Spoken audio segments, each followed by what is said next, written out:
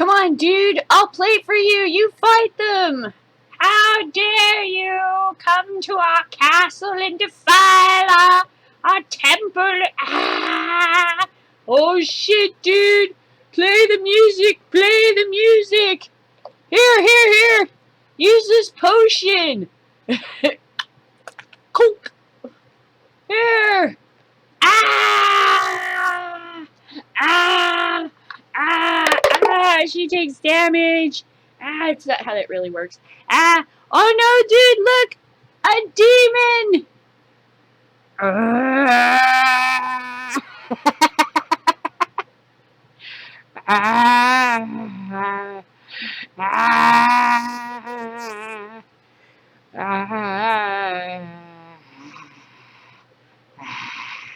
Keep your hand out of the shot. Alright. I'll stop playing with that. Ah! I'm working on my dice tower. So cool. I made it so it can hold my figures. See, it's not set in the box. It's just sitting on top of the box. But check it out. I use Fumi clay for the doors and windows. And I found some little tiny, and I made these figures for our game. I made some monsters and our heroes at the top. There's the back window. This is just the base coat of black. I'm going to do some more painting. Check out the cool feature on the door I did with the key and the skull and everything. And then you just put your dice in here, and they come out at the bottom for your attack. And it was really easy. My brother helped us make 3 of them. So I'll show you Sean's as an example. His is a little bit skinnier. So inside there is just a couple of pieces of wood that is shorter than the length of this, right? You want a gap big enough so your dice will roll through. And you got one angled, just at a make-believe angle, whatever, slow or fast. Steep is fast. Shallow angle is going to be slower die roll, right? Okay, so you have one on this side, one on the other side in the middle, and then at the bottom, you just make sure there's a ramp for the bottom. And that's all it is. And then you lay it down flat after you measure and cut your pieces. And then you just put your pieces in there like this and glue them. And then just put this on top and let it dry and then hot glue it for sturdiness. And that's how you make a dice tower. Super easy. It makes it great. It's like those rain sticks, except the rain stick's closed and you sit there turning it upside down. It's like, shh. Same idea. That's what's inside a rain stick. See? And then you just make something to put it in. So this is Sean's. We'll have to turn this into a cool silver wizard tower for him. Look at how it twists. I don't know if the camera, the film will show up, but when I twist it, it looks like it works. It's pretty neat. Oh, I found R2-D2. This is when I didn't add to my pictures. I totally forgot I had it. It was underneath my desk in his little spaceship. So I made a little minis video with that, which I'll cut to now. Ass clap. Pew.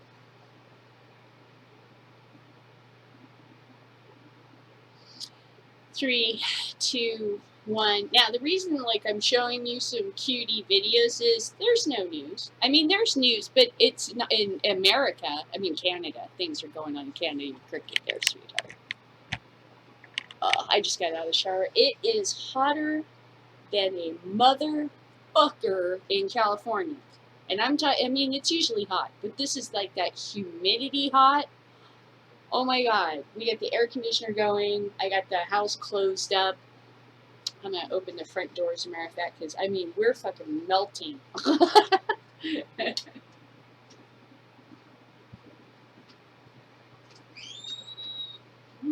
my gosh.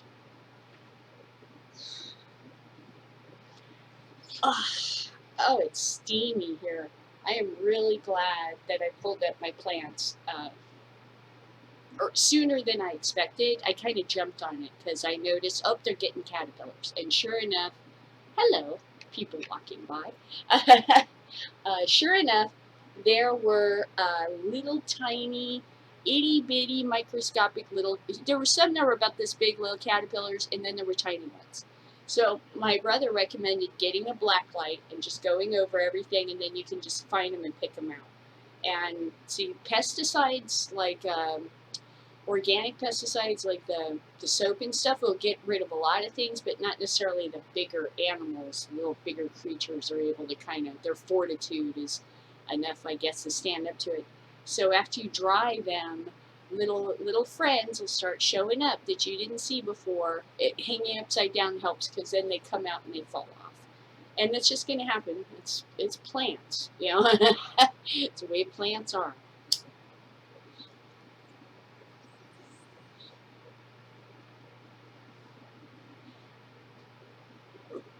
And I got them right in time too. I had very few big ones. It was mostly microscopic little motherfuckers were just hatching. My husband's, all these guys must have just hatched after you harvested, because there's so many like little tiny ones, and a few big ones. I'm like, yeah, I just had this like instinctive feeling like the weather was about to change into this humidity bullshit that can cause bud rot. And I was starting to see little buggy activity. I'm like, oh, no, fuckers, you're not ruining my weed. And a third now thing I've thought of, it wouldn't surprise me if Ventura, the city I live in, through some kind of emergency ordinance or something like that, limiting outdoor grows or saying outdoor grows were illegal or something. Because, just figures. Everybody seems to be panicking that's from a conservative area. It's like emergency ordinance, oh my God, kind of ridiculous panic time. A lot of people are just waiting to see what's going to happen, with the vote. It's going to happen. Everybody knows that. There's so little discussion about it now. There's like little things, stupid things. What your kids need to know about marijuana, even if it is legal. Okay, so now it's what your kids need to know about, even if it is legal, tagged on at the end. It's like they're pretty much rerunning the same kind of stories that they've been, using for a while and stuff, but there's nothing new. It's getting so bad. There was like, now the big story is Angelina Jolie and Brad Pitt broke up over his pot smoking. Like, whoop-de-doo. Nothing. There's nothing. There's literally nothing. Even when I first started this show, and I began to look on the internet, and I figured out to go 24 hours and, the last hour in order to see more, to keep, getting the thing to show me more stories and really dig in there. I noticed that in the hour, they like to put a lot of police bloggers. They still do. But it was mugshots of black people, tons of mugshots of Hispanics and black people. And then they kind of started to mix it in with unsavory looking white people from Florida and shit, right, to kind of even it out as time went on. Because like I was pointing out, look at how they put these police bloggers up, and they're free. This is free information the police give them. It's like clothing you get at the thrift store. They bought it. When they got it, it was free. And now they're selling it to you. And they're not doing it for charity in the newspaper. And they're getting all that information for free. There's no cub reporter out there telling me more. They're just sitting there typing it up in whatever wordage is their own and basically releasing verbatim practically the story that the police told them. So a lot of these police bloggers have started to kind of go away. You don't see just police blotter like it was fucking an episode of Cops every night kind of thing. So that's starting to change. A lot of the language is starting to change. The story about this governor of Virginia going on Willie Nelson's bus, and whoops, there's pot there. There's going to be more and more of this kind of stuff where it's just little that, hey man, that's going to happen. Welcome to America. Welcome to California, you know. I mean, I looked yesterday, I was like, there's literally nothing. I don't feel like putting up shows for Wake and Bake News when it's just going to be entertainment or gossip or fear-mongering dumbness, because there's not even that much fear-mongering, to be honest with you. Whatever happened to the opposition in California for legalization just evaporated, frankly, gone.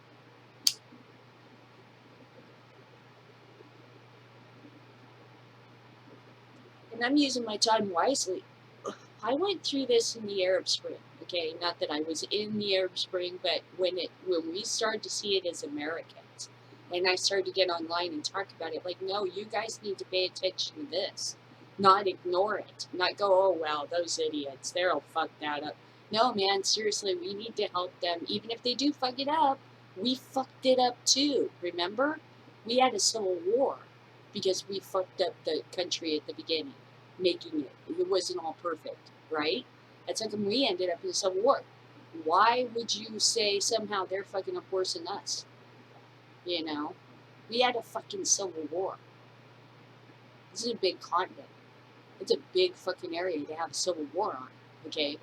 It's not like some little European state or some shit. It's a whole fucking continent was at war with itself. Okay, so we kind of screwed up, right? So, like, I was watching Arab Spring and helping to share information and kind of grabbing buckets of water and here, come on, grab this one, share it, we'll put this fire out, you know. And there came a point where the stories began to piddle out. And I remember a frustration coming over me because you're in the zone. You know, you're used to it. Now you're there. You're okay every day. Boom, boom, boom, boom, boom, boom, boom, boom, boom, right? You saw me. I was doing, like, at some points, a 2-hour show. There were so many stories. Now it's, right? Brad Pitt smokes too much marijuana. So, from that experience, I learned that when the battle ends, the warrior sometimes is bummed out. Like, that was fun. I was just getting good at that, and it's over.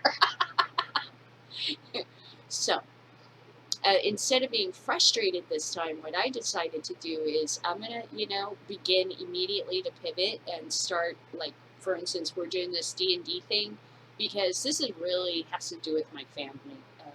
My dad, I was asking my brothers, do you know how my dad got started building models? And they go, oh yeah, when he was a kid, okay, growing up between West Virginia and Indiana, okay, he was part of a clique somewhere in there of kids that built model things, model airplanes. I guess they put little gas-powered engines on the model airplane, and they'd have a string on it. They still do this today. Stand in a circle, and fly the airplane. Okay, so my dad was part of a clique of boys, like probably in elementary school or some junior high school, where they did that kind of stuff, and you could see that he loves doing that. I mean, I have a whole ship here he built for me in miniature. He used to do tanks, and he would do the whole fucking scene where the guys, like, army men are, like, running, and you could see, like, grass and dirt, and they look grungy, and there'd be a tank and rocks, and, it was really cool. It was really cool. He did train sets. If you went to talk to my dad, right, if we went to talk to Dad, where's Dad? He's out in his hobby room. Got to go see Dad in his hobby room. He's up there. He's painting something. He's prepping something, he's building something, he's cutting tiny pieces of freaking, little tiny pieces of, what do you call this stuff, balsa wood. He'd have we got a box of balsa wood, that's what I built this out of. Was it balsa wood? Oh man, look at my life, I'm a lot like you. No, it's just really interesting because this permeates throughout my family. My brothers love to do this miniature crafting, making stuff, building, whether it's a miniature or it's a guitar, okay? Or it's a table, or it's something else, you know. Or it's the hydroponics. It's just, if we're not doing something like this, we're not happy campers. We're frustrated. We don't like the work world, because the work world makes you stand around with your thumb in your ass and wait for the next order. And that drives us goddamn fucking bonkers. Because we're looking around, we're like, you know, I could be doing something productive. You know, like some members of my family have gotten in trouble for taking on too much at work and overwhelming themselves in the end and not knowing how to pace themselves because they just felt they were capable of so much and being critical of others, kind of not understanding in the work world, the more you work, the more they're going to pile on. So there's no point in, you know, I try to tell my brothers this, it's not an honor thing. It's not like I'm going to come and give in my best day's work. You don't understand. They're going to fuck it up. Whatever you do, they're going to fuck it up. They're going to drop the ball. Somebody's not going to have a delivery. Somebody else is going to be late. Somebody else is going to make a mistake. Something else will happen. And no matter how fucking hard you work, especially in the school district, you're never going to achieve what you could achieve if you did not have this albatross of a system hanging around your neck. That's the truth. It is so frustrating. Once we get like on a task, we'll stay. It's almost like I have to go to bed. I was up late last night again. I have to go to bed. I have to eat. I have to remember to eat. We love it. You know, it's just something we love to do. And so the crafting the little figures and shit like that is busy work, frankly. And it's fun, social gaming time, and people come and they see the stuff I made and they're like, it's like a cake. It's like a fucking cake, man. Except this cake is gonna kill your goddamn characters. Oh, you like that character? Did ya? Yeah. No, I'm not that mean. But I've seen DMs that were. But you see what I'm saying is that it's like like a cake. It's like when I built this. I was going to show this thing. Okay, so I built this whole bugbear encampment. Oh, on a pizza box, right? And I knew there was a very good chance they were never going to go near this thing. They were too terrified. And it is supposed to be terrifying and way out past their level. It's supposed to be hard, challenging, fun. It's supposed to force you to try to think, how the hell would we get in here? What is this place? How could I snoop around here and see what I could do, or, you know, rob or something like that? You know, it's like a military type deal. And then inside, I had the dungeon pieces all ready to go for the cellar below if they were going to go and find the treasure, which indeed there was treasure here. Okay, so I took this out during the campaign and I said, you see this? And I offered it like a piece of pizza. Anyone? Would anyone care for a slice of bugbear encampment? And they went, no, that looks too rich and heavy for me. Now, we'll just sneak on past it, and I knew that would be about what they would think when they saw that. And they realized there was like fucking maybe 20 bugbears or 10 bugbears there or something. And maybe, because the cave entrance over here kind of hints at, oh, there's underground parts. They're like, no, we don't want to die. Yeah.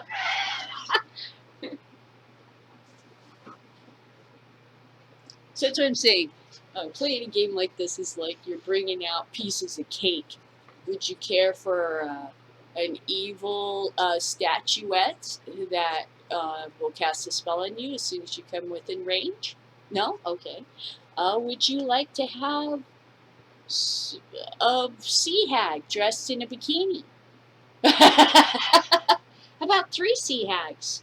And surfing zombies. Surfing skeletons. Let's say surfing skeletons. You know, that's it. People come over to your house and you do this. That's what we're doing right now because this is the glide. I worked my fucking ass off. Not that it was just me alone, but I worked my fucking ass off. I threw in the argument of legalization for the last 30 years wherever the fuck I could find it that was appropriate. And I mean with teachers, with a cop one time walking around the back of a school. Well, I think really all that the people that smoke marijuana would like to do is to, I mean, as long as they're respectful, they just want to have their freedoms. And the cop's like, and he knows I'm a stoner, but you gotta talk in these like abstracts because you can't go, I'm a stoner and I think you're wrong. Because we're living in the world of lies, see? Dude, I worked fucking hard. Hard. I risked lots of shit. In my government class, we were talking about legalization and marijuana and stuff, and I couldn't talk to the teacher in front of the kids. And the teacher certainly couldn't answer any of my questions in front of everyone. That was like high treason back in the 80s. Oh, they're into drugs, you know what I mean? Okay, so I fucking hunted this guy down in the quad and stopped him, my history government teacher. And I was like, do you think it will ever be legalized? And he said, not in my lifetime, maybe in yours. And that was the most like serious answer I got from a fucking adult the whole goddamn time. And I had to like pin him when no one else was around. The same thing with the cop, when no one else was around, and go, no, really, without the facade and bullshit and the uniform and the goddamn play that you have to put on airs and show everybody that we're in charge and not say anything wrong because the newspapers will jump all over your ass or whatever the fuck, or the principal or whatever the fuck, stupid things prevent us from having any kind of a decent, serious conversation. Putting all that aside, what do you think? I even, went to jury duty. Talking to a guy I met at jury duty. You know, he's kind of an older dude. He's maybe fishing around because I'm a girl. But then I'm not that kind of girl. That's the one thing you found out about me is, yeah, I know you think I'm pretty or whatever. I'm not here to do that with you.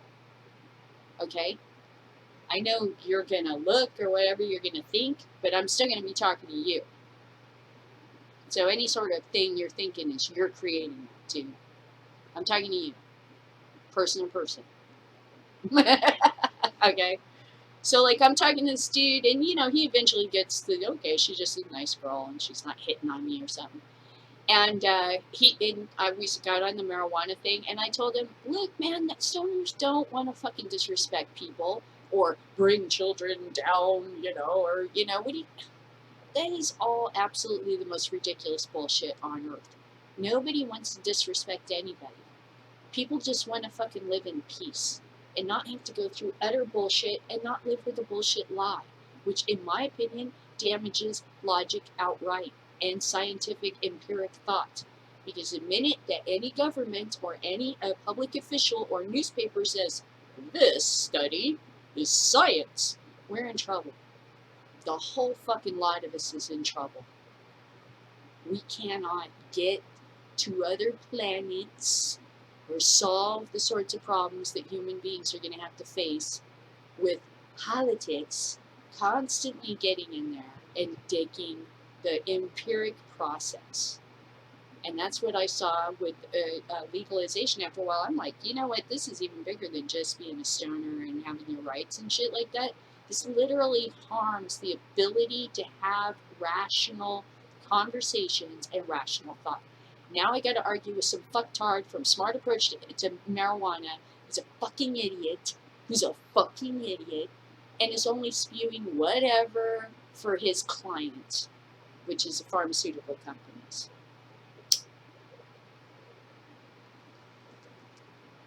He's just a lobbyist.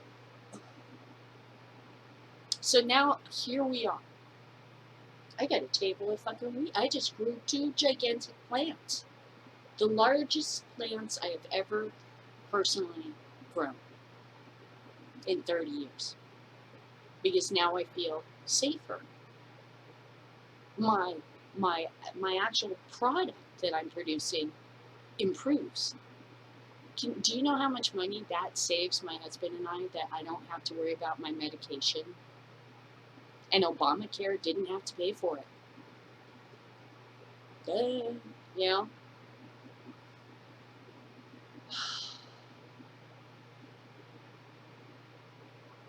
just kind of enjoying the slide right now. I think everybody in California is just waiting to see what's going to happen. We all know it's going to be like gay marriage. Does anybody really notice that homosexuals were allowed to marry? And do you remember Proposition 8 and how everybody in California was so concerned? So concerned, so concerned. Nobody cares now. I see homosexual people holding hands, kissing, showing affection, coming out to my town on vacation. I don't care. Yay for you, you know? You know, and it used to be, whoa, and now it's not. And that was me. I was like, whoa, those girls are kissing, or whoa, that guy is kissing that guy. And now it's, if you're not doing that as an actor or a comedian, I mean, where the fuck are you? Yeah. If you have not kissed another dude on camera as a comedian today, where the fuck are you? Good week.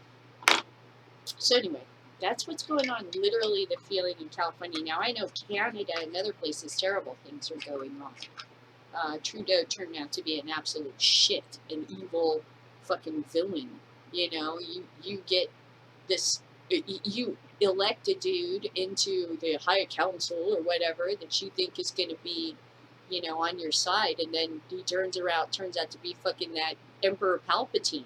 It fucking turns out to be fucking Emperor Palpatine. Yeah, and Freddie Pritchard's absolutely right. A lot of people talked about how fuckable he is. Well, now I think a lot of Canadians should think about the motives that they use to vote for people. You got sucker played right there. But I don't blame you. I kind of thought back in the day, I was not for Barack Obama his first run, because I thought he was suckering people. There was so much Kool-Aid drinking going on. He was going to change the world. He was a superhero. He was the second coming. I mean, it was like the Kool-Aid man showed up and started just pouring out Kool-Aid for everybody, and they were just like, and I'm like, that's going to rot your teeth. You don't know what the fuck the coloring's made of. They're like, shut up! You know, you're a racist. I'm like, oh, look, all right, see, no. But I understand why you're saying that. You know, I do. It's hard to get around. You could be right, you know, I don't know. This is see, that's the whole point of it is, or maybe there's a lot of people who were prohibitionists didn't realize they were prohibitionists. Just kind of always looked down on hippies and stoners and thought they were losers, but didn't quite understand why. Because they've been sold this bill of goods all these years. So a lot of people are in this weird drifting. The news and stuff like that is like, there's a ton of stories out that go like this. California newspapers support legalizing and regulating cannabis or marijuana or whatever. You know, that's basically the headlines you're seeing. No peep out of Jerry Dickhead Brown. I think it's because he's going to want to try to run for president. Guess what, Jerry? I ain't voting for you for president. Gavin Newsom, though, that's a horse of a different color. I would definitely vote for him. So anyway, it's just really weird. I mean, I was talking to my husband last night, and I said, think about what I accomplished here. I'm pretty proud of my fucking self, to be honest with you. To be at the end of prohibition in California. To have the federal government officially up off your ass because I'm a medical patient. I don't know how they're going to feel about legalization, but I mean, what are they going to do? They couldn't deal with medical, they sure as hell can't deal with us. You're going to send out armies to come get us or something? It's cold.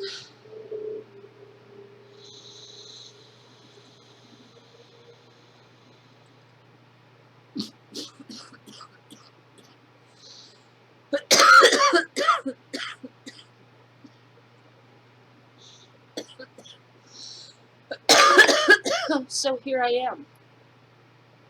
The character of an adventure that's just come out of a big adventure. I just fucking showed you my treasure trove. I fucking slayed the dragon. You know, or at least I helped to slay the dragon. Dragon come around California and we go like this. What? You want some more? You want some more of this? You want some more of this? You know? That's right. That's right, motherfucker. That's right. You don't want no more of this, do you? And it ain't because we're magical or powerful. It's because we were right. Because you chose to lie. And then you tried to protect a lie that was practically indefensible. So it's not because somehow I'm an amazing person with powers of law. Okay, no. I was in the right place at the right time, and I was the right person, as it always is in history. It's not necessarily the brightest, or the strongest, or the smartest that ends up winning. It's just that you grew up on that beach. You know that waves come. You train for waves and you dream that one day a big wave may come, but you have no idea if it ever will. And then one day the set stacks up and you see those waves and you know that this is a day that you're going to dance with God. And you've been training for this all of your life. And you're the right person in the right place at the right time. It's your life experience and events and how they meet.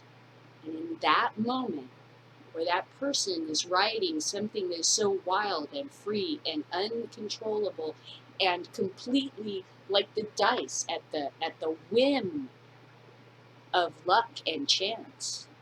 And then there you are, trained all your life. It seems serendipitous, it seems magical, and yet it makes all sense. You know waves come. You know there's a chance there's a big wave may come. You know that you could train to ride it. Maybe for legend it's been done before. I'm the legend now. It's been done before.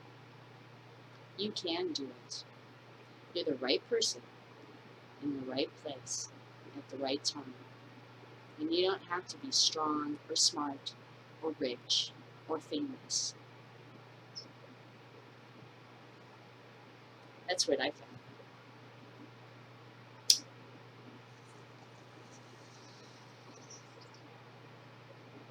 I want to add on to this gaming idea too. Like, there's a movie called Circle of Iron. It's based on, it's called The Silent Flute. The original story is called The Silent Flute. It's got David Carradine. Okay? Just try to watch this movie without thinking of David. But it's hard not to think about it when you see the parts he plays.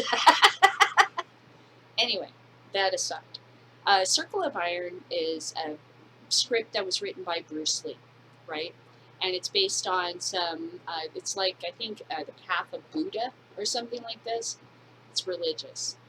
But it's kind of like when he did the tower, that he has to go up and fight the bad guy. He's in the yellow jumpsuit. I can't remember. Game of Death. That one is actually based on a concept he had that's based on, like, his belief system and stuff. What life is, okay? What the battles of life are like, okay? So in Circle of Iron, it starts out with this young adventurer, and he's entered a championship, and he's the representative from his village to enter this championship, and he fights for the right to go and seek this Zoltan, who's this powerful person of some type, you know, and he possesses this book of wisdom and knowledge, and he seeks this for the betterment of his village and his people, and for the betterment of all mankind. And many have tried to go on this journey, and all have failed for some reason, even though it's been going on for a really fucking long time. So, serious, this is a great fucking story, especially from a D&D point of view. So then he starts, you know, he goes off, and there's other adventurers that he's like in competition with, and he doesn't like them. Roddy McDowall plays a very brief part, but I really like his part, because he's basically the game master, and he's like, you're a dick, and you got angry. Fuck you. The other guy wins. And so it was basically his whole part, but he did it very well.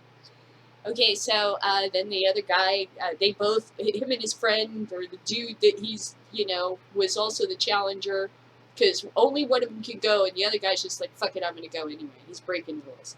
So he goes too. And the champion actually gets killed right in the first combat, meeting the first adversaries randomly picked by the DM, whatever it is.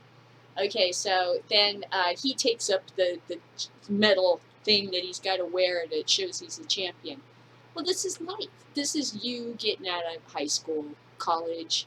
You've got rivals that were your rivals. Even if you were in a tribe on the plains, you would have some sort of rival of a teen boy or something, I'm going to hunt better than you or some shit, like that. So high school, same deal. Right? Write a passage story. So then they get to this part where you meet your first challenges. Of course, first challenge, the guy that won the contest was so honorable, didn't help him. He gets killed. So the dude who said, fuck the rules, I'm just going to go anyway, gets a necklace thing, because he's breaking rules now. He's thinking outside the box. He's already, attracted the NPCs with his behavior. This one's different. And you see it in the movie because David Carradine shows up, and he's one of the non-player characters. He's one of the dudes that's kind of running this game.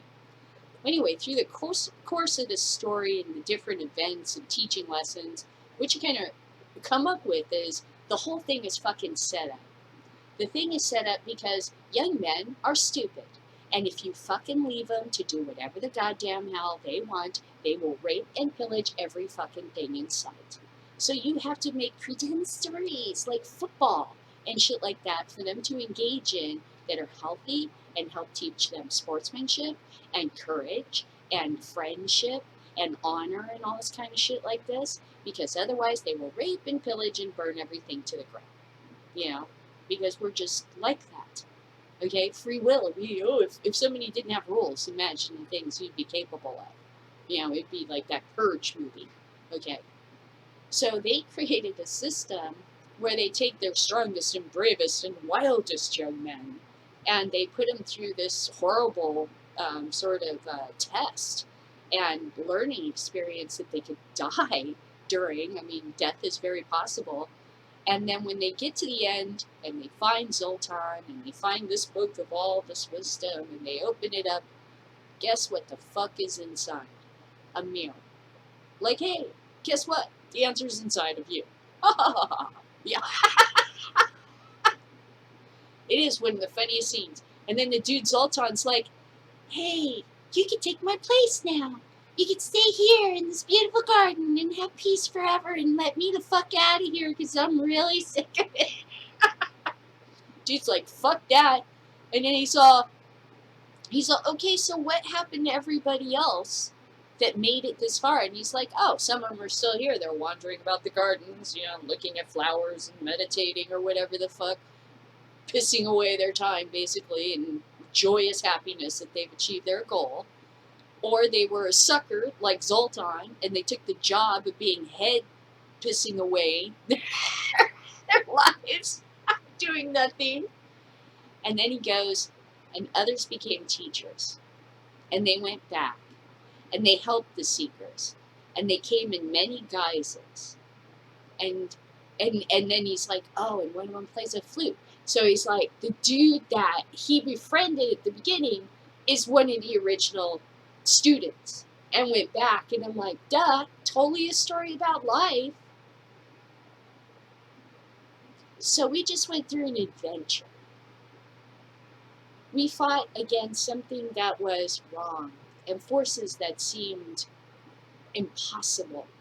And with our fortitude, courage, and friendship, and the determination and the right, we kind of beat the shit out of it. Now, of course, you never fix everything, because the adventure is never over.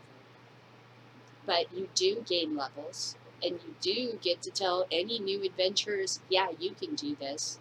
As a matter of fact, maybe I could figure out how to teach you how. Maybe I could be one of the NPCs that goats and prods you to do the stuff that would get your life moving so that you could have this adventure too. And not just piss away your life being happy that you exist at all. Okay, so I was just like thinking of it, the whole thing as a whole, and I'm like, yeah, for sure. I think that this is a really good opportunity to draw parallels between here's a teachable moment for everybody in the future. Are you facing some sort of a dick who's fucking trying to control your shit and you can't see a logical or reasonable reason why, you know? And you're not harming anybody and you're minding your business, and it seems much more like prejudice than anything else. You don't think you can stand up to that? You're wrong. You can, and it's been done before. And they're going to tell you a million times you can't. And they're going to twist your arm and break it off while they tell you. And maybe kill you. But they'll never own you. And they won't win. Not as long as heroes rise to the challenge. And thank God for those challenges. Because without them, we wouldn't have heroes. We just have a lot of normal people bored. Bored, out of their minds, without good stories to tell, and without heroes. And that sounds like a shitty life. So heroes, don't be zeros. Stand up and fight. So that's kind of like, that's pretty much the conclusion that I can draw to these events that I have participated in for now, like, what, a year or so? I really didn't, I didn't even really look at the numbers. I just kept adding another number every day I did my show. I was paying, I mean, people, I know I've heard mention of things like, oh, you know, adding numbers, you know, what's the point of that? It was just something I started and I kept with it, and, you know, I didn't want to delineate from it because I was on a task, okay? A task is pretty much completed. Now I have to figure out, add up my experience points, figure out what my new abilities are. I play guitar. I've shown you that I can act really silly on camera. I can make little dioramas. I have a really good imagination. I'm kind of a storyteller. I always was. You know, it's kind of the point to Kelly. She's a storyteller. Okay, costume designer, storyteller. Anyway, so you've seen that now there's more to me, and the pot thing, and the battle we just went through. Who knows what more exciting things are ahead? Travel, illness, I mean, what new challenges lay ahead? Terrifying journeys or thrilling, you know, victories, which I think we're going to have a little bit of a thrilling victory in November. I hate to say it, but I think the rest of the country is going to have to kind of sit there and watch us go, fuck yeah! Sorry. I hope that our victory helps you. That's really what I hope. I hope we just push this wave clear across the whole continent. Mexico, Canada, America, and finish this shit off and end it and go on with rational thought instead of, oh, let's tell the stories now, you know. Here's my deal. If you're going to bring me bad guys, you got to bring me better bad guys than guys that come up with fairy stories that I'm supposed to fight. Come on. It was like they enchanted everyone in the kingdom. And suddenly, they all thought that cannabis was called marijuana and it was evil. I was like, what the fuck? Okay, what the hell am I supposed to use against an enchantment that is passed through the news media? You know, and then of course it was, well, you can't fight a wizard that can buy ink by the barrel and print fucking lies and spread them all over the place, and you can't even argue with them because, you know, there wasn't even comments really back in the day. We're in such a better place right now. I can't wait to see what's going to challenge us next. It'll probably be worse. We'll be dreaming of the days when it was just prohibition.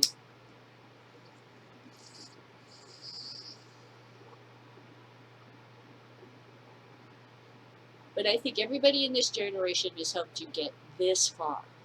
Your turn. You know? Tag. You're it.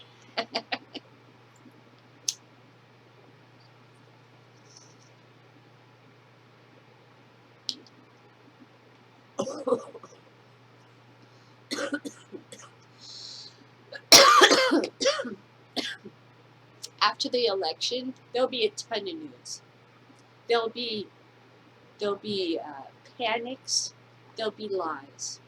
There'll be inspirational stories. There'll be beautifully crafted stories. There'll be new products coming out. So you'll see, like, Willie Nelson's little canister there. You'll see more of this kind of stuff. Merle Haggard now has his, from the grave, he has his own brand of weed coming out. So the stories are going to change, particularly here in California. We'll still have fear-mongering, but it'll change to something like pesticides, or, oh my goodness, we're not sure about the quality, or, it'll be like, snooty dime.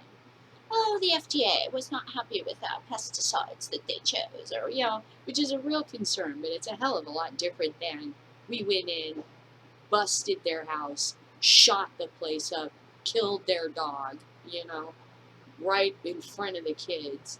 It's a hell of a lot better than fucking story to me than that. I'd rather deal with the pesticides and all that shit than fucking the violence, frankly. If you gave me a choice, I think I'd rather deal with this. I'm pretty happy. I'm pretty happy. I hope it changes quickly. I really hope it does. And I think with modern technology and the communications that we have, when we change our minds about something, I think it's not like it lags as much as it used to. It's not like that. Footloose is a movie that takes place in the 1980s for a fucking reason. Because back then, when you lived in California or New York or someplace, San Francisco or Florida, or, someplace with, big cities and bright lights and bands and Hollywood and shit like that, and then you go back east, you would find everything was like 5-10 years behind. The clothing, the attitudes. They were upset somebody in school had a mohawk when I went back there. I'm like, you're kidding. Oh yes, they suspended him because he cut a mohawk into his hair. I'm like, I have peace signs dyed into the butt of my jeans. I went to a Sizzler, like in Muncie, Indiana, and I had some woman, like 1985, I'm all, you gotta be, or 1986, I'm like, you gotta be fucking kidding me. You know what I mean? And like, she was just, ooh, like, oh my God, what a harlot, in a Sizzler. I mean, huh? How dare she put anything on the butt of her jeans that would attract people's attention to her rear end? What sort of whore can she possibly be? No, I'm serious. Back in the day, it was creepy. It was really weird. You go back, I remember just driving across the country, and you go from normal radio stations, and you get to Nevada, pretty normal, Arizona, it's pretty cool, and then you'd start hitting these crazy country stations. No offense to country, but there's some weirdness attached to your radio stations. And I remember we got to one state, and I'm like, well, let's see what's on the radio, Mom. She's driving, the boys are asleep in the back, And I was a kid, well, a young adult. I have my son with me, but my husband wasn't traveling with me. So I was a young adult. And my kid was he was elementary. Okay, so like I'm checking the radio, and I turn this on, and I hear Barney is an agent of Satan. Barney, and I'm like,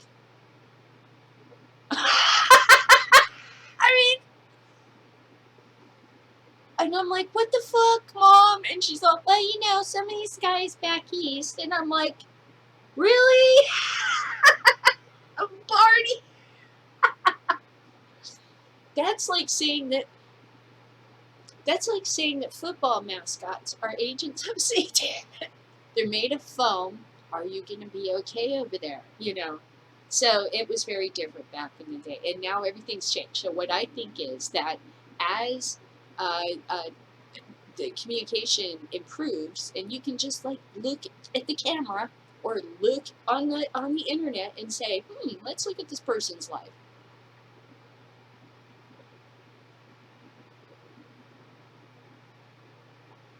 Still waiting for it to blow up. Oh, see, she has a cold. That's it. This is big. Okay, no, she's fine. Oh, she seems a little tipsy here. Oh, okay, no, the next one's good. There's probably somebody out there doing this. And then they just go, well, I don't see anything wrong.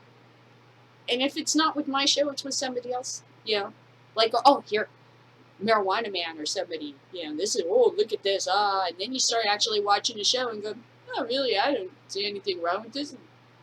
Who cares? You know? Maybe some people are like, this is very entertaining. So, I mean, I think the more that we have an openness, the less people are going to get away with these witch hunt bullshit, shunning things that used to go on in small town communities where you couldn't be different because you're going to fucking stitch a scarlet A on your chest any second, tie you to a post and start putting fire around you. And okay, what did I do? Yeah. What? Why? Thanks. Yeah. A lot.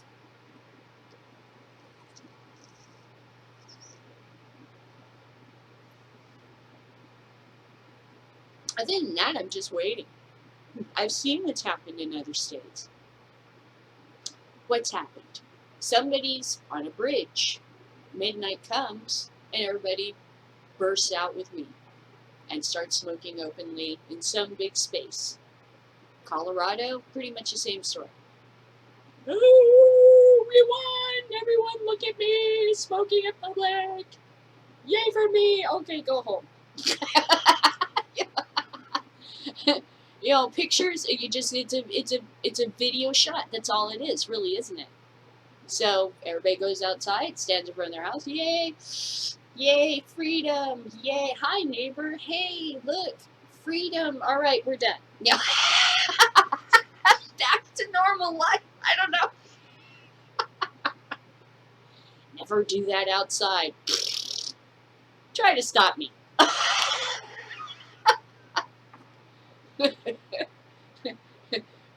Remember Prohibition, that thing you did for 30 years? Did its, you know. What did we learn, you know? Okay, so that's all I got to say about the issue. Is I'm looking for the news, and I came up with Brad Pitt, and I literally walked away. I literally just went, all right, yeah. This is where we're at. This is where we're at. This is where we're at. It went from football players and rap stars and country western music people wanting to get into the marijuana business of Bob Marley's family, which was just a given, wanting to have a marijuana business, selling some strain of medical cannabis or recreational cannabis. We went from that to Angelina Jolie and Brad Pitt's reason for breaking up, despite all the crazy fucking shit that went on in their relationship. Not that I was following it, but please, all right? African children are not meant to be charm bracelet items. They are not charms for your charm bracelet. So, the reason why they're breaking up is he consumes too much cannabis. Sure. Yeah. Okay. Where's that Johnny Depp rage video? Where's that one? Where he's raging on the cannabis, all angry at her, smashing cupboards. My mother used to do that. You want to know the honest to God truth? I saw a video of Johnny Depp throwing a tantrum. I'm like, that's my mother. That's when we used to.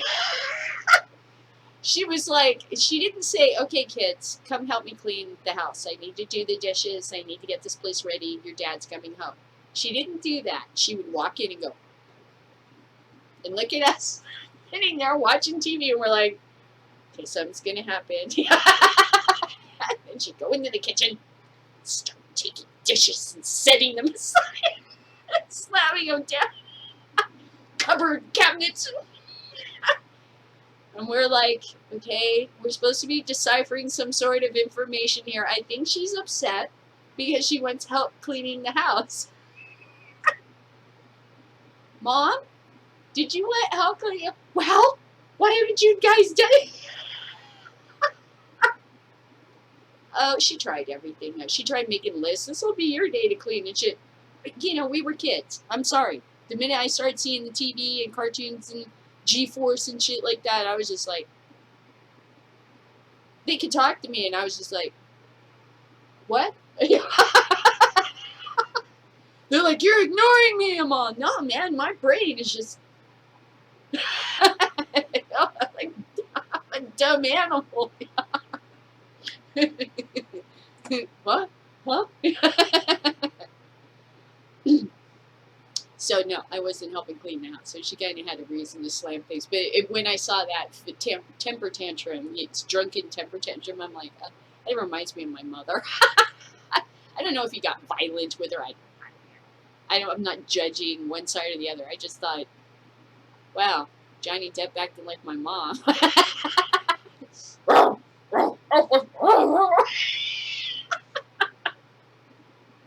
love my mom so much. This one time, I was being a total bratty teenager, and we had one of those Volkswagen van again, right? So there's the two front seats, and there's like an aisle, and then a back seat that holds like 2 or 3 kids, and another back seat, and then a compartment in the back for luggage and shit. So I'm sitting right where the aisle seat is, and we're over here by what used to be Pick and Saves, now Big Lots, and we're right there at the intersection, and we're having an argument. You know, she's yelling at me. You know, I started being a pain in the ass. My mom's stressed about work, and I'm a kid, and I'm not thinking, and I'm just doing my thing. And then she just goes, Kelly, I can't even remember what we were arguing about. She got so mad at me. And I knew I was pissing her. I was pushing. I knew, you know, I'm taking it too far. We were at the stoplight. She's like, Kelly! And then she turned around to like swing at me or do something. I don't know what she was trying to do. She falls clear out of the seat. She is now laying on the ground at my feet, looking up at me out of the driver's seat in an intersection. And me as a teenage kid, I'm thinking this: whatever you do, do not laugh, or you will die right now. And I'm like, in shock, Mom, are you okay? She gets up, I was so mad at you. She gets up, she drives down the street, and I'm like, I'm sorry.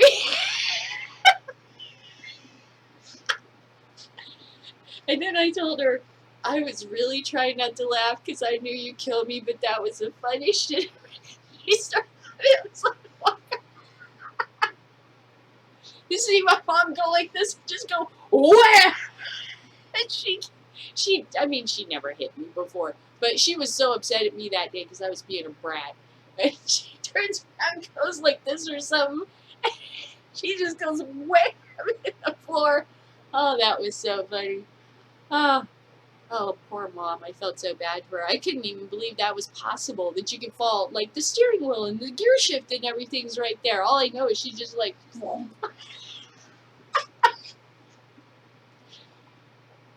Okay, help Mom back up. I'm sorry. Okay, we're not gonna fight anymore. I'm sorry. I got over upset. You know, it was so funny.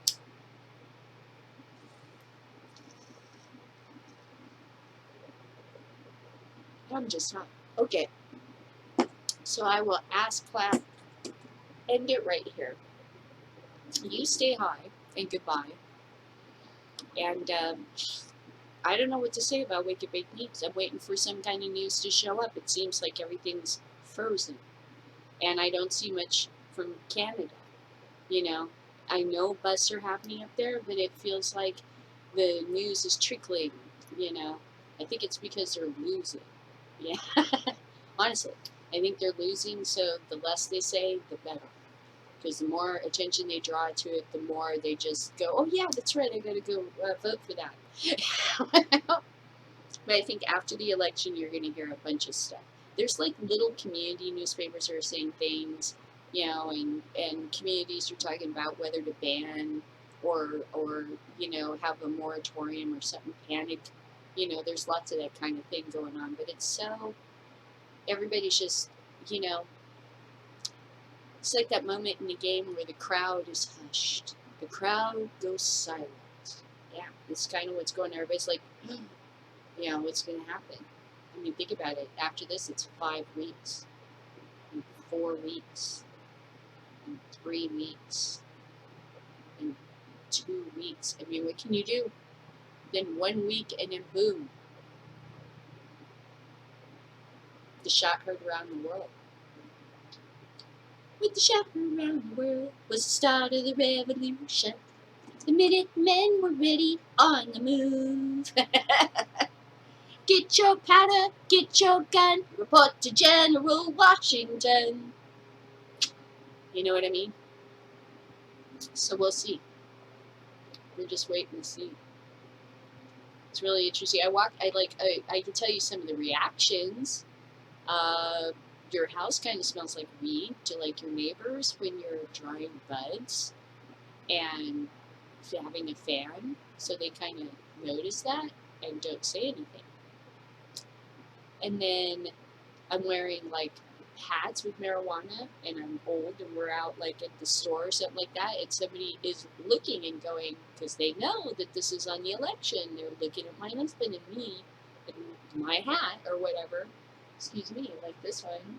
Guess what I'm telling them? And they're like, oh, that's one of those, oh, they are older, yeah, you know, see, guess what's going through their brains. You know, so I'm definitely sensing that more people are like, oh, she's wearing something marijuana related, and she's obviously in her 50s and married to this guy, and they seem very nice and responsible. Been into many restaurants. I've been over to the comic store, and I even forgot I was wearing a hat. You're walking in there, and you're like, hey, yeah, I'm looking for some 20-sided dice, and I'm gonna, you know, and I smell like weed. I just smoked weed before I came over there, and I'm like, this hat, and nobody's like, she's gonna steal something or whatever. They're all, oh, this is because, yeah, the election, yeah, oh, cute hat, you know, I like your shirt, you know, cool, I like the green, man, cool green, you know. So it's kind of like calming down. Everything's kind of calming down. And everybody's beginning to, for the first time, look around and wonder, who's a stoner amongst them? And we're like, apparently, much like the gay community, going, well, I am. Yeah. Hello. Hello. I'll be needing my own little bar. I hope you people will be thinking about that. You know, if you've got the gay bar in town, where's my bar? You know?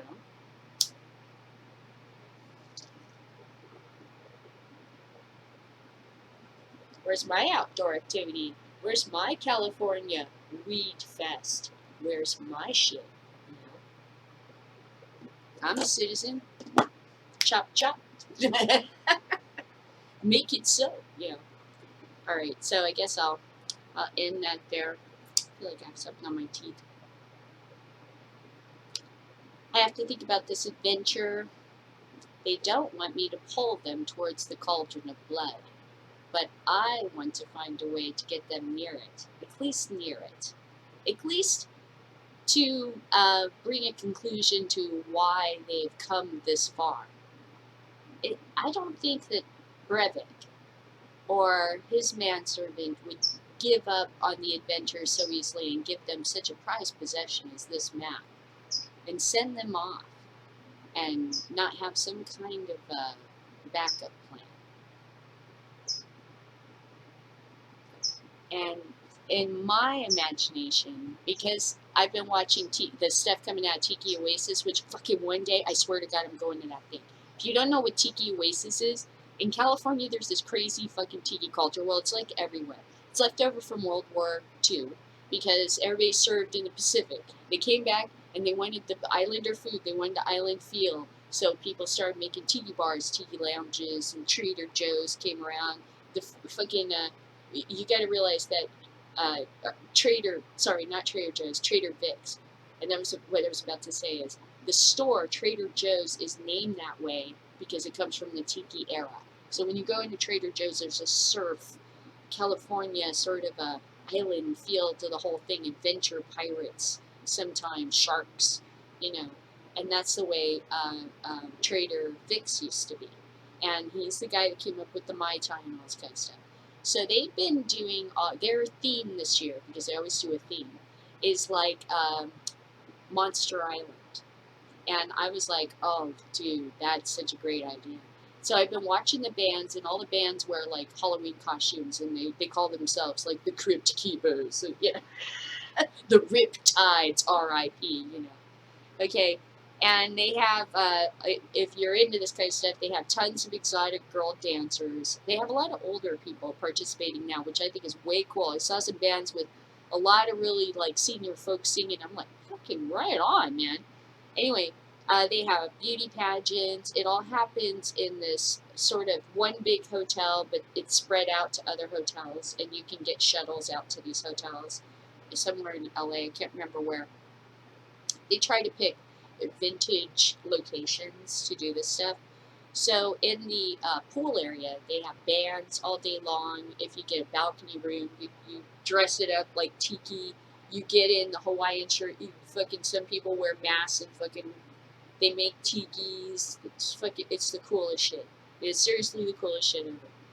And they drink, but not to excess. And the drinks are really fucking good. They're good Mai Tais. They're not syrupy, crappy. Everything's made super fresh. I saw one year they had a tasting of different rums paired with chocolate. So they were showing what rum shots tasted good with what different kinds of high-end chocolates. And everybody was getting these little tiny rum shots and then some chocolate, you know. And I'm like, oh, I would have paid for that seminar. That's fucking yeah, because you're kind of drinking, but it's more like food. It's not like getting sloshed. Okay, one year they had the bar on the elevator. So when you got on the elevator, there was a guy there going, "What drink would you like?" He was making these Mai Tais and shit for people, and oh gosh. They have big, huge sculptures. They have like a swap meet kind of area where you can buy tiki-related stuff, and a lot of it has to do with monsters, like this Monster Island thing. Many years they do zombie themes, voodoo themes, because all of that mystery and danger is all part of tiki. These shrunken heads and everything, it's all very part of tiki. So I was watching this, and I was thinking, what am I going to do with these sea hags? And I thought, you know what? I'm going to throw some surf fucking skeletons at them, and sea hags in bikinis dancing on the beach outside their cave, because it's summertime. I got monsters have a good time too. So maybe I'm going to somehow figure out a way to route the adventures over so they hear the music, they see the revels of a zombie monster party, like an undead monster party.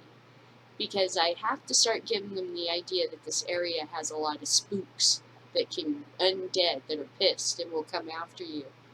And maybe not all of them are pissed all the time. Maybe sometimes they're surfing or having a barbecue, So I'm trying to think about how to come up with a storyline that can hook them into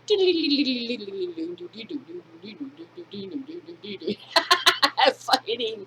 They can't fight them because these sisters would wipe them out. There's 3 of them. The sea hag sisters would totally kill the adventurers. So we can't have them fighting the sea hag sisters all together. Where'd the other sister go? Anyway, I kind of want to bring them into that. So I've been working on how to do that, and I got a whole bunch of neat little doodads, like fucking check out the cool tiny potion bottles I found. And I found nice little skulls I can paint and add to things, like the door. Fucking miniature keys. Miniature keys. The neatest shit. I found little things like you can find these glass eyes, right? And then they have jewelry pieces. So I'm going to make them into monsters, like that the characters can fight, right? I was showing off another one. This is a necklace that I bought.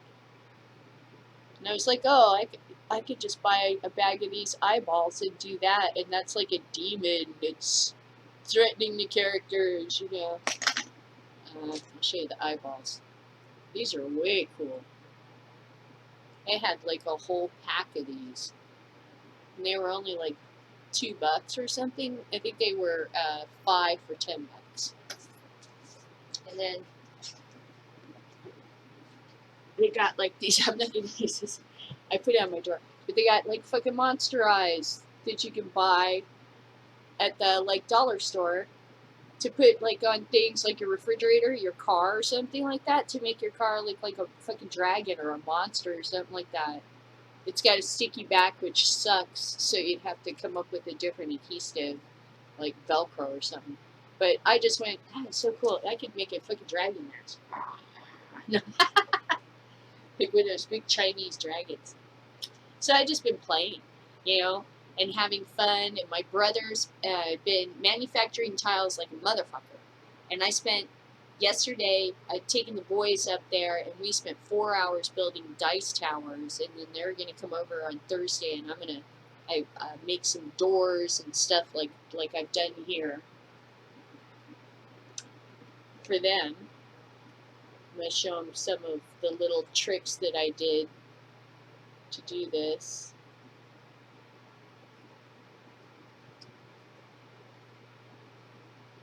And then it's not just a dice tower, but it's someplace you can set your figure it's not going to get squished, and it looks fucking cool, man. Looks like a little adventure. But we've been following this guy on YouTube, and I'll put his link. But he makes all of this crazy diorama stuff for his adventures. And my favorite part is that he takes his, I mean, he's like a kid. He's like, and I'm like, yeah, because why not? Why can't you just use your imagination like you used to when you were a kid? What's wrong with sitting around and playing with little figurines? They're cool, you know? And having a little imagination, a little moment on your desk where there's a little mini battle. People do that football thing where they make the paper football. That's a mini football game. You're imagining a mini football game. Why not have little mini superheroes? I used to do that shit in school all the time. I used to get in trouble for that. I had one of those desks that you could go up like this, so it was a shield from the teacher's eyes. So lock that fucker in, it'd be a little tent. And I just make a whole little fucking, that was a whole little world. I had little action figures in there. She's like, what are you doing in there? I'm getting a book. I'm just getting a book. I was just getting a book. And I'm back in there. I get action figures. I'm like, doo-doo-doo. Kelly, put your desk down. They didn't, later in high school and stuff, in junior high school, you didn't get the desk with the crank up top anymore. I love that. Teacher shield. Fuck you. This is my tent. This is my house. I live here now. I was like, I could put up walls and just, I'd be right here and fuck everybody else. Anyway. So I've been like in a real playful, happy mood. I mean, who wouldn't be at this point? I don't know what to do with it. It's uncomfortable. I feel like I should be doing something more. And I don't know what to do. I mean, we're just gliding. So here I am, playing with spiders, getting ready for Halloween. Probably got celebratory freedom weed for when it's legalized. I'm just like, I just hope everything goes well. Go vote. Everything should. So I got a lot of painting and planning to do. I'll see you tomorrow. Hopefully some more news will come up other than Willie Nelson leaving his jars of weed on the table while the West Virginia governor goes, I don't see that. And I'm not high right now. His wife took that picture. Willie Nelson's wife took that picture. And it at the beginning of my show. I haven't done it yet because I haven't felt it. But I would have put in this picture, this video I made of Willie Nelson sitting next to the West Virginia governor, and then I point out with like red arrows, that's a jar of his weed sitting there, and then you see an ad for his weed, so it's the same jar, you know. And the governor didn't know it. His wife's taking the picture, and in my opinion, it looks like Willie Nelson's trying to bomb it with a "fuck you," but he just can't quite get his fingers right, or he was scratching, or he just was like, "Wait, she's taking a picture," you know. But it looks like he's like, "No, bitch, it's a governor. We got weed here. I didn't expect it to come out more." Or maybe he was going, "Hey, check out my weed," and then she's like, "Get the camera." Like, "Oh, good job." Yeah. I don't know. Anyway, so it was his wife that took the picture apparently, and then she posted it, and when she posted it, she wrote "trouble, trouble," and then you had to figure out why. Okay, so you stay high, and goodbye, and good luck in your fights, and relay them to everybody. Let us know what's going on in your area, like Freddie does, because it's darn hard to find out about it in California right now. We're kind of in suspended animation with the news, like sludge, like Fillmore is going to have taxation of medical marijuana on the ballot in November, and you're like, okay, we're about to legalize. Who cares? After the election, you're all gonna be playing catch up. You're all gonna be playing catch up. Yeah, so it's who cares? Ventures, and I haven't heard hardly anything because everybody knows this is it. Everybody's like hushed crowd, Okay, so see you tomorrow.